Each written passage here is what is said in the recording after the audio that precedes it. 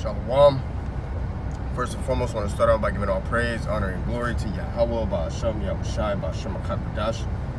Double honor to the elders and apostles of great Muslim that rule well, peace and blessings to the elect of Israel. Shalom, and above all, back at it with the list of the spirit and power of Yahweh, Ba'ashem, Yahushai. Lord willing, this video is edifying. And this is just an exhortation, for us brothers in the faith to shew forth a righteous example to the brethren. Yahushai, a lot of times when he was on the scene, he would speak about how you treat the brothers. Okay, and this is John 13 and verse 34. It says, "A new commandment I give unto you, that ye love one another, as I have loved you, that ye also love one another. By this shall all men know that ye are my disciples, if ye have loved one to another." You see? So we will be known that we are the Lord's men and his disciples by the love that we show to the brotherhood. Okay?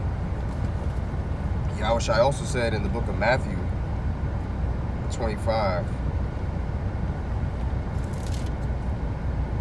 starting at verse 32, it says, "And before him shall be gathered all nations, and he shall separate them one from another, as the shepherd divideth his sheep from the goats. And he shall set the sheep on his right hand, but the goats on the left. Then shall the king say unto them on his right hand, Come, ye blessed of my Father, inherit the kingdom prepared for you from the foundation of the world. For I was an hungered, and ye gave me meat.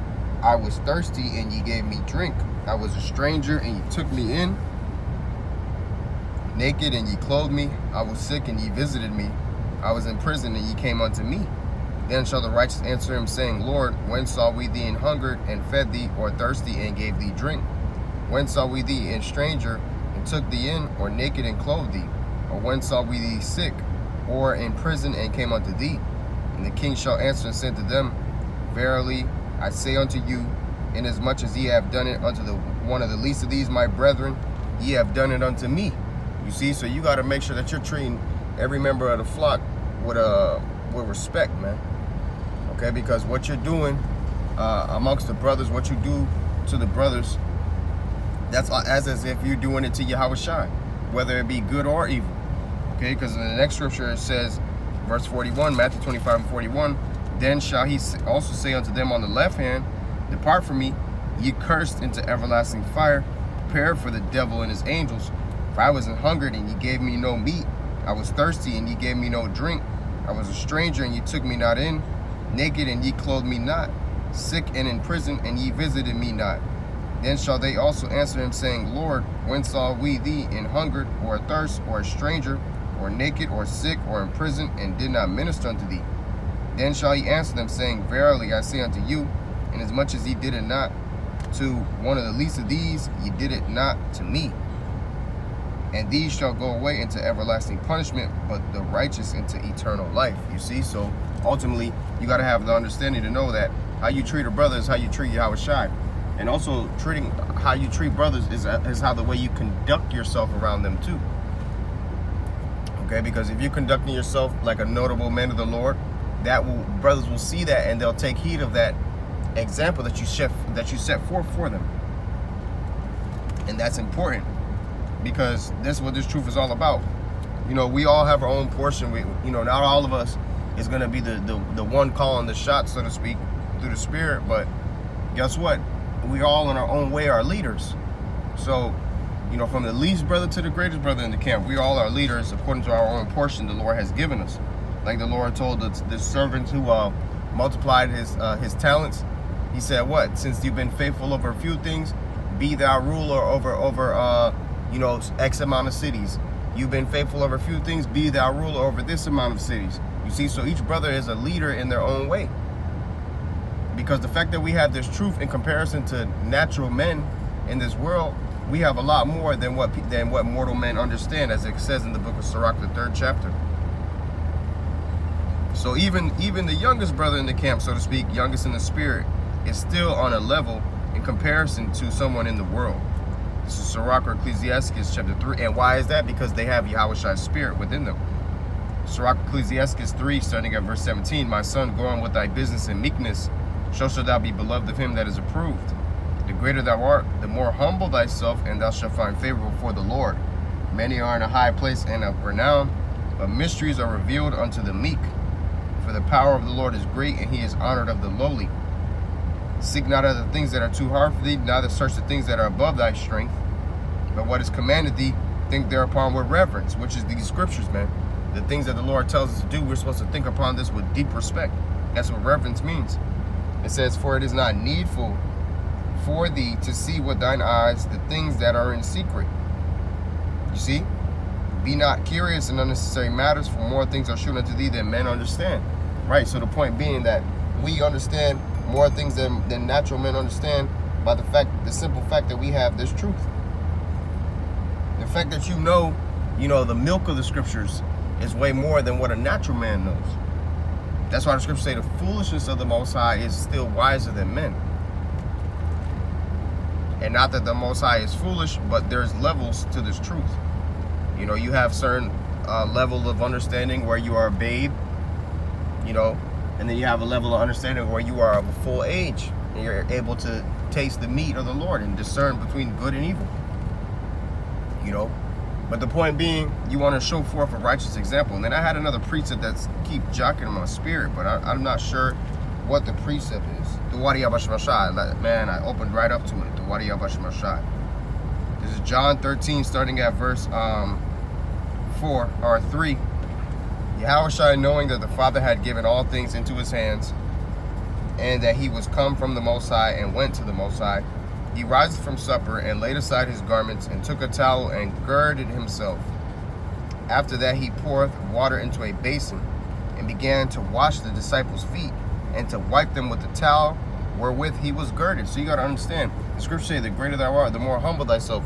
Yahushua, he was so great that he's the second spirit in line under the Heavenly Father, yet he was still able to humble himself and wash his disciples' feet. That's like the king washing the feet of the servants. That's humility right there. Then cometh he to Simon Peter, and Peter saith unto him, Lord, dost thou wash my feet? Right, because Peter was basically saying, look, Lord, who am I for you to wash my feet? All right, Peter was really trying to be humble, but Yahushua was trying to teach Peter a lesson. Yahushua answered and said unto him, what I do thou knowest not now, but thou shalt know hereafter. Yahushua is like, look, what I'm about to do, you may not understand this now, but you'll understand this later. Verse 8, Peter saith unto him, thou shalt never wash my feet. Because yet Peter's like, look, Lord, I'm not worthy for you to wash my feet. You're never going to wash my feet, right? Yahushua answered him, if I wash thee not, thou hast no part with me, which is spiritual, because we're being washed by this word. We're being washed by the Spirit of the Lord. So if you're not washed in this word, then you technically have no part in the Spirit of Yahushua. John 15:3, now ye are clean through the word which I have spoken unto you. You see, so that's what's washing us. That's what's purging us from our filth. But nonetheless, also Yahushua was saying, look, if I don't wash your feet, then you got no part with me. Because he was showing Peter a lesson. He was showing Peter an example of how to be a good brother. Simon Peter saith unto him, Lord, not my feet only, but also my hands and my head. So he's like, look, I need my whole body washed, low key. Yahushua saith to him, he that is washed needeth not save to wash his feet, but is clean every whit. And ye are clean, but not all. All right, and why did Yahushua say that? Because he's saying, look, the true washing is that of the Spirit. He said, if you're washed and clean inwardly, then you're clean every whit, man. But he said, ye are not all clean. Why did he say that? Because Judas Iscariot inwardly was wicked. Okay, he might have been washed outwardly, but inwardly he was filthy, because he was wicked. For he knew who should betray him. Therefore said he, ye are not all clean. So after he washed their feet and had taken his garments and was sat down again, he said unto them, know ye what I have done to you? Ye call me master and Lord, and ye say, well, for so am I. So Yahushua is saying, look, this is what I did to you. You call me your master, you call me your Lord, and you're saying the right thing, because I am that, right? If I then, your Lord and master, have washed your feet, ye also ought to wash one another's feet. For I have given you an example that ye should do as I have done to you. You see? So pretty much Yahushua is saying, look, you got to be willing to humble yourself and be a righteous example for your brothers, man. You know, you got to be able to sacrifice for your brothers. Sacrifice for the flock of Yahweh Shemel Shai. For the sincere men, women, and children who are coming in the spirit of Yahweh Shemel Shai. You have to be willing to humble yourself and show forth a righteous example, even if it means you abasing yourself to a point where you literally got to wash your feet. Wash your brother's feet. Ultimately showing to submit yourself to the righteousness of Yahweh Shemel Shai, to show forth a righteous example to your brethren. That's ultimately what this truth is all about. The scriptures say the two greatest commandments is to love the Most High with all your heart, your might, and to love your neighbor as yourself. And you show forth the love of Yahweh Shemel Shai to how you treat your neighbor, because the scriptures say, how can a man say he loves his own brother who he have seen and hate, or how can a man say he loves the Most High who he have not seen and hate his brother who he have seen? That'll lead you to destruction. You're not supposed to hate your brother. If there's a brother who's sincere in this truth, he's doing the work, he's sincere, you are to treat that brother like you would treat Yahweh Shai. Now, if he's a nigga in the world, that's a different story. But we're not talking about those dudes right now. And for you dudes, since you got brought up through the Spirit, the Lord is going to destroy you if you don't change your ways. If you don't come back and take heed to the corrections and reproofs of Yahweh Shemel Shai, you will be destroyed. This is Deuteronomy 20, starting at verse 8. It says, and the officers shall speak further unto the people, and they shall say, what man is there that is fearful and faint-hearted? Let him go and return unto his house, lest his brethren's heart faint as well as his heart. You see? So ultimately, you got to realize that, you know, if you have a faithless report, if you're faint-hearted, you're fearful, you don't have faith, that can rub off on other individuals who may be weak in the faith, man. So when it was wartime in Israel, if you were faint-hearted, you weren't about that, they told you stay home. Because, you know, that same fearful, afraid, and faithless spirit that demon can hop on someone else, man. And the next thing you know, the next man is faithless, and the next man is faithless, and the list goes on. So point being, you know, you want to shoot that that energy can rub off in a negative way. So you want to make sure that you're always showing forth a righteous example, so that righteous energy can rub off in a positive way. Because spirits jump, man. Spirits literally jump. Okay, I'm saying literally. They literally jump. They'll jump from one brother to the next. All right. Whether it be a righteous spirit or a wicked spirit. Proverbs 13 and verse 20. He that walketh with wise men shall be wise, but a companion of fools shall be destroyed. You see? So he that walketh with wise men shall be wise. So if you have a group of friends and your friends are wise men, they're fearing Yahweh Shemel Shai, guess what? That righteous spirit is going to rub off on you. All right? And now if you take heed in wickedness and you got a group of friends who are wicked, that wicked spirit is going to rub off on you. Or it can potentially rub off on you, and vice versa. It can potentially rub off on you. You know? But ultimately, if you're of the elect, you're of the elect, period. You know, but the point being, spirits do jump. Just because a spirit may jump on you doesn't mean that you're going to stay that way forever, though. Because you also have, you know, righteousness rubs off on certain individuals who may come by the camp, but really, inwardly, they're wicked, man. Perfect example, King Saul when he was amongst the prophets. You know, they asked if Saul was amongst the prophets. But did Saul retain that spirit of the prophets? No. Because Saul was ordained to be, you know, a evildoer. And that's ultimately the way it is. But that doesn't change the fact that spirits do hop. Because when Saul came in the company of the prophets, what did he do? He started prophesying. And they asked, is Saul amongst the prophets? This is 1 Corinthians 15, starting at verse 33. Be not deceived, evil communications corrupt good manners. You see? So evil communications can corrupt good manners. If you have an evil way about you, and you know that dominates your spirit, that can rub off on the next man. So you always want to make sure that you're examining yourself constantly, and you're examining the type of spirit and image you put out there, because that can rub off on another brother who may look up to you in the spirit and might not know that you got a demon on you, so to speak. And he's thinking that you're a good, he's thinking, since you have good report for the most part, he's thinking, hey, you know, well, that brother did it, so I could do it too, because that brother did it, and that brother got a good report. That's why it's always important to make sure that you're shewing forth a righteous example. Okay, and it's the same thing with children. The scriptures say, train up a child in the way he should go, and when he is older, he will not depart from it. Ultimately, a child is like a sponge, and a child is like a mockingbird. You know, they pretty much mock the impressions of their parents. They learn a lot from their parents, whether it be good qualities or bad qualities. Same thing in the spirit. This is Psalms 37 and verse 37. Mark the perfect man, and behold the upright, for the end of that man is peace. But the transgressor shall be destroyed together. The end of the wicked shall be cut off. But the salvation of the righteous is of the Lord. He is their strength in the time of trouble.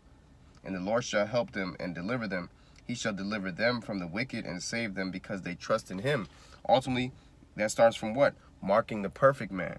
And what are they perfect in? Perfect in righteousness. So when you go into that word mark in the Hebrew word there is shamar, which means to watch or to have regard for or to learn from, to give heed.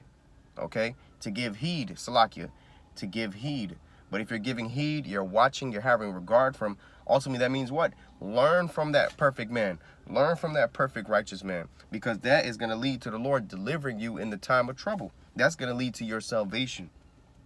So so a perfect man, a righteous man, shews forth an example to the flock.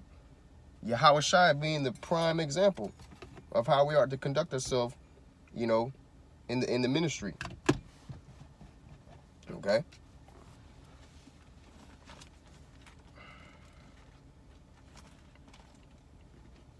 This is Philippians chapter 3, verse 17.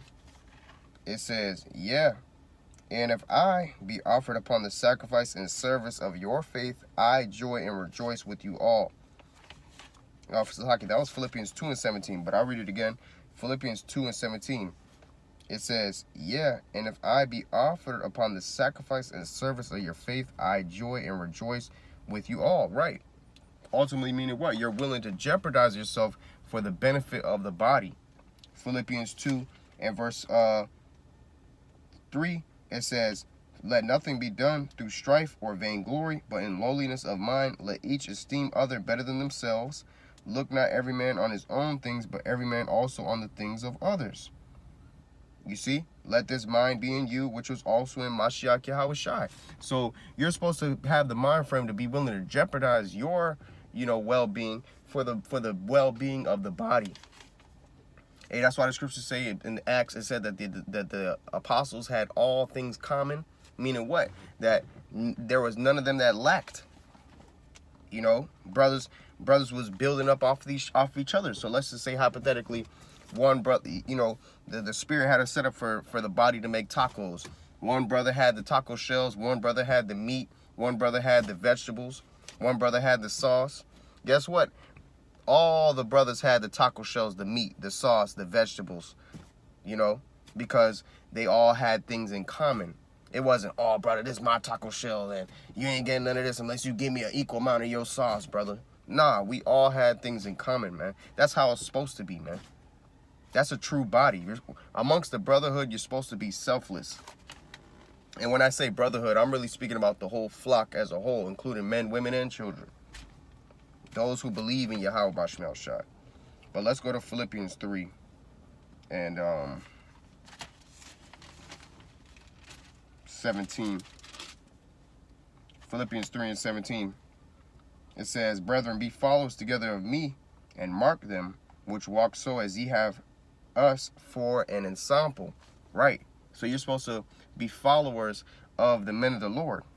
And you're supposed to mark them, meaning like the Hebrew word shamar, all right, but this is the Greek word skopeo, meaning to watch, to give heed to learn from, okay, to take an example for.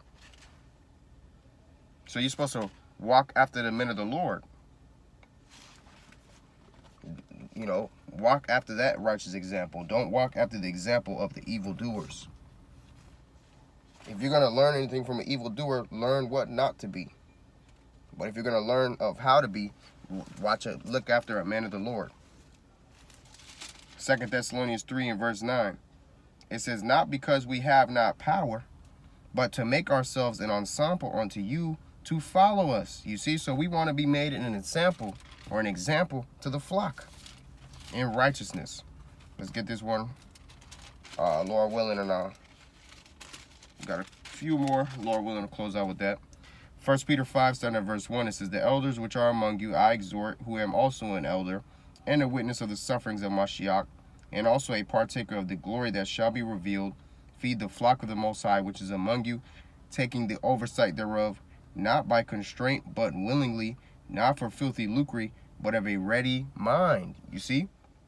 Neither as being lords over the Most High's heritage, but being ensamples to the flock. That's what it's all about. It's all about being disciplined and being an example, a righteous example to the flock, man.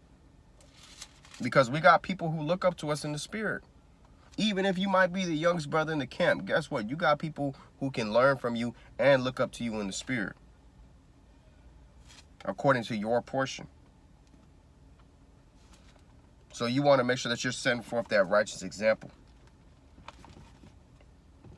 This is 2 Maccabees chapter 6,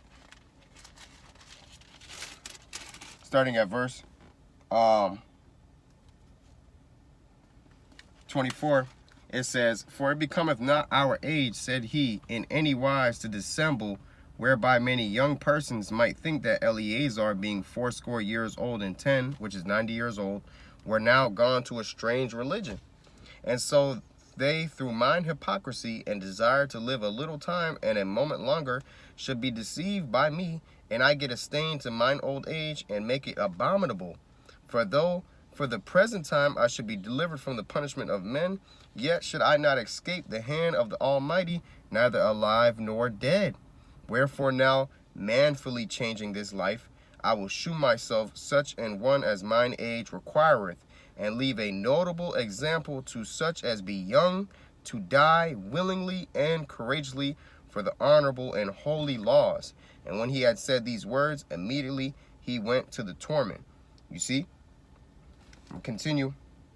They that led him, changing the good will, they bare him a little before into hatred, because the foresaid speeches proceeded, as they thought, from a desperate mind. But when he was ready to die with stripes, he groaned and said, it is manifest unto the Lord that hath the holy knowledge, that whereas I might have been delivered from death, I now endure sore pains in body by being beaten, but in soul am well content to suffer these things, because I fear him. And thus this man died, leaving his death for an example of noble courage, and a memorial of virtue, not only unto young men, but unto all his nation. You see? So that's what we're supposed to come in, that spirit. The same spirit as Eleazar, who was willing to die and sacrifice him not living a little longer because he wanted to eat imitation pork.